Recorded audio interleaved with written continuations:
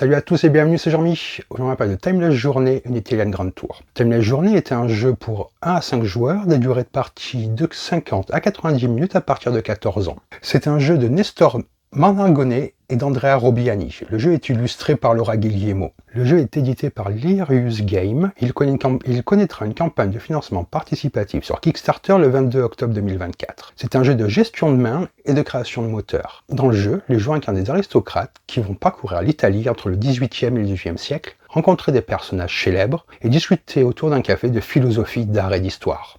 Allez, on va voir comment ça se passe. Et on se retrouve avec le jeu. Donc là, ce que je vais faire, c'est que je vais vous parler du matériel, de la mise en place, vous expliquer brièvement comment fonctionne un tour de jeu, que vous ayez une idée des différentes mécaniques et des différents tenants et aboutissants d'une partie. C'est une version prototype que l'éditeur m'a fait parvenir afin que je vous parle du jeu, donc ce n'est pas la version définitive, elle sera améliorée lors de la campagne. La campagne de financement commencera le 22 octobre 2024 et vous trouverez en description de la vidéo le lien pour vous inscrire et être prévenu du lancement. Donc nous avons ce grand plateau déjà, où vous voyez qui est d'une taille plus que respectable, il est vraiment très sympa.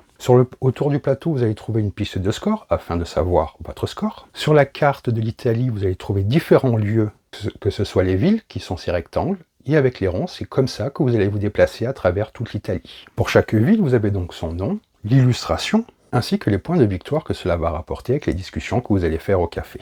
Certaines villes accueillent, comme vous le voyez, des voyageurs célèbres. Vous avez ici les cartes de voyageurs célèbres ainsi que l'itinéraire qui vont en suivre. Ici, vous avez le marché des cartes, donc elles sont en 3 niveaux et 4 couleurs. Les couleurs de cartes, je vais vous les montrer. Vous avez donc ces 4 couleurs de cartes pour les cartes que vous retrouvez au marché. Ça, c'est ce que reçoit chaque joueur, ce sont les cartes d'action simples. Et nous appellerons ces cartes-là les cartes d'action avancées. Les différents marqueurs que vont recevoir les joueurs, je vous expliquerai plus en détail de quoi ils retournent. Vous avez ici aussi, pour chaque ville, les tuiles d'exploration que vous tirez au hasard et que vous mettez en fonction des villes. Vous avez également ces jetons-là, qui sont les jetons d'idées. Ce sont les différentes idées que vous allez échanger autour du café au cours de votre voyage. Des pièces de monnaie également. Nous avons ici les journaux de voyage, chaque joueur va en recevoir, le marqueur de contour, un marqueur premier joueur avec une illustration qui reste dans le thème du jeu, un rappel pour le joueur et une carte de rappel pour marquer les points. Pour la mise en place du jeu est très simple et rapide. Vous allez placer le plateau au centre de la table, les différents marqueurs d'idées que je vous ai montré précédemment, ainsi que les pièces. Je vais les remettre là que vous les voyez plus. Donc les différents marqueurs d'idées, il y en a de plusieurs couleurs et de plusieurs formes. Les pièces et les marqueurs, vous les mettez à portée de tous les joueurs. Les tuiles amies qui sont là, elles ont un 1 ou un 2. Vous les mélangez, vous les mettez aléatoirement pour que ça corresponde aux chiffres indiqués sur la ville. Le marqueur de manche sur 1. Le jeu se joue en 5 manches. Les tuiles d'exploration, vous en prenez en fonction du nombre de joueurs, c'est-à-dire vous en prenez autant que le nombre de joueurs, et vous les placez sur les villes correspondantes, mais vous les placez face cachée. Vous allez tirer de manière aléatoire les cartes itinéraires, c'est-à-dire qu'il y a des cartes A, B, C et D. Vous tirez 3 cartes de la même lettre et vous les placez en dessous des voyageurs célèbres. Les voyageurs célèbres que j'ai placés ici, ce sont ceux qui sont recommandés pour une première partie, mais vous pouvez les mettre de manière aléatoire, ou bien les sélectionner. Ici, nous allons voir le marché. Vous allez placer le bandeau marché, vous mélangez les cartes d'action en fonction du numéro de leur dos, donc 1, 2 et 3. Et pour une partie entre 1 et 3 joueurs, vous en révélez 2, et 3 pour une partie de 4 à 5 joueurs. Vous allez donner le marqueur premier joueur au joueur le plus âgé. Les joueurs vont ensuite recevoir à leur couleur ces différents éléments.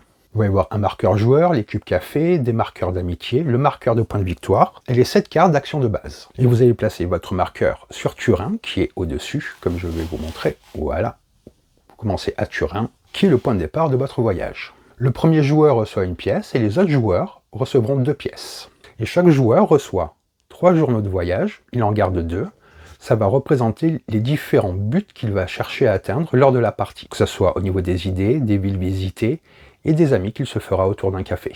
Une fois que ceci est fait, vous allez pouvoir être prêt à jouer. Dans Timeless Journey, The Italian Grand Tour, les joueurs vont parcourir l'Italie et essayer de marquer des points. Le joueur qui aura le plus de points à la fin de la 5e manche remporte la partie. Vous avez plusieurs moyens de marquer des points. Vous allez marquer des points avec les tuiles exploration, selon le nombre que vous en aurez dans votre zone de jeu ou sur vos journaux de voyage. En fonction des éléments complétés sur vos journaux de voyage, vous marquerez également des points. Et certaines cartes avancées peuvent également vous remporter des points. Vous ferez le total de tout cela, et celui qui a le plus de points remporte la partie. Donc le jeu se déroule en 5 manches, et chacune est divisée en 4 phases. Une phase d'action, une phase de voyageurs célèbres, une phase de carte, puis finalement une phase de réorganisation. Lors de la phase d'action, en commençant par le premier joueur et en suivant l'ordre du tour, chaque joueur va jouer une carte de sa main dans sa zone de jeu. Si c'est la première carte d'une catégorie, les catégories, je vous rappelle, elles sont au nombre de 4. Donc si c'est la première carte d'une catégorie, le joueur va effectuer l'action indiquée.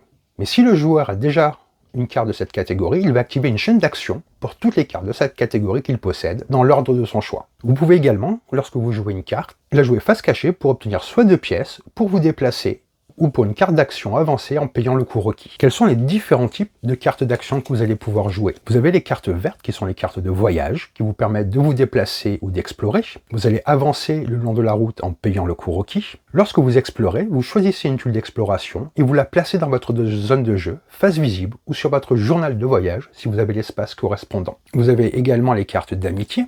Les cartes d'amitié vont vous permettre de vous lier d'amitié avec quelqu'un de la ville et de recevoir une récompense. Vous allez placer un marqueur amitié sous le personnage local et vous gagnez le bonus. Vous voyez, c'est ici que vous allez placer les marqueurs et ce sont les personnages que vous allez pouvoir rencontrer dans les villes. Vous avez également les cartes d'inspiration qui vous permettent d'écrire dans votre journal ou de participer à une discussion au café.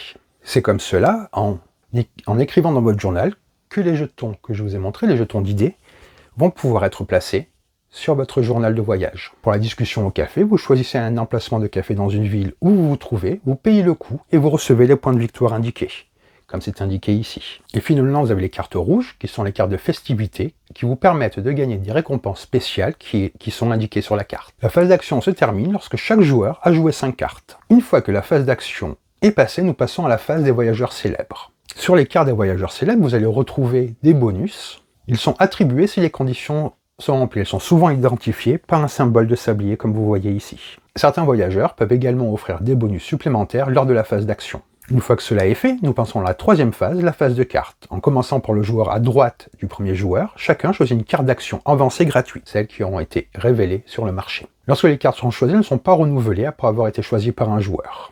Une fois que la phase de cartes est finie, nous passons à la phase de réorganisation. Vous allez défausser toutes les cartes de la bande du marché et en révéler de nouvelles. Vous récupérez toutes les cartes de votre zone de jeu et vous réduisez votre main si elle dépasse 8 cartes pour arriver à 8 cartes. Vous avancez le marqueur de manche. Vous déplacez les voyageurs célèbres en fonction de leur itinéraire. Vous passez le marqueur premier joueur au joueur à gauche et on recommence ceci jusqu'à avoir fait les 5 manches qui composent le jeu. À la fin de la 5e manche, on passe au score final. Et comme je vous ai indiqué précédemment, vous allez marquer des points en fonction des tuiles d'exploration que vous aurez récupérées dans votre zone de jeu ou sur vos journaux de voyage. Les journaux de voyage vous rapportent des points ainsi que les cartes avancées. Vous faites le total et celui qui a gagné le plus de points remporte la partie. Je vais vous redire brièvement comment se passe un tour de jeu. Vous avez premièrement une phase d'action en commençant par le premier joueur et en suivant l'ordre du tour. Chaque joueur joue une carte de sa main dans sa zone de jeu, ce qui va pouvoir déclencher une chaîne d'action si ce n'est pas la première carte d'une catégorie qu'il joue. Après la phase d'action, il y a la phase des voyageurs célèbres, puis une phase de cartes, vous allez pouvoir récupérer de nouvelles cartes afin d'enrichir votre main, puis une phase de réorganisation, et nous répétons cela jusqu'à arriver à la fin du jeu. Je vais vous montrer un petit peu plus, par exemple, les journaux de voyage, que vous voyez qu'il y a plusieurs types, donc vous allez vous retrouver avec des configurations et des endroits à visiter, des idées à chercher qui sont relativement différentes en fonction de la combinaison que vous aurez. Il y a également un nombre de tuiles ici qui est très important, ce qui vous permet une variabilité de la mise en place et de ce que vous allez rechercher. Les voyageurs célèbres, le fait de savoir où ils se déplacent vous permet de prévoir quelques coups à l'avance si vous allez les chercher ou pas. Le jeu est très fluide, les tours s'enchaînent très rapidement avec une sensation très agréable de progression et de construction de moteur ainsi que de gestion de sa main. Le fait de pouvoir poser, si ce n'est pas la première carte qu'on pose, pouvoir déclencher des effets à répétition, une chaîne d'action, vous permet de faire des combos très forts. Encore une fois, c'est un jeu que j'apprécie car c'est quelque chose que j'aime beaucoup, c'est que le thème et la mécanique sont imbriqués.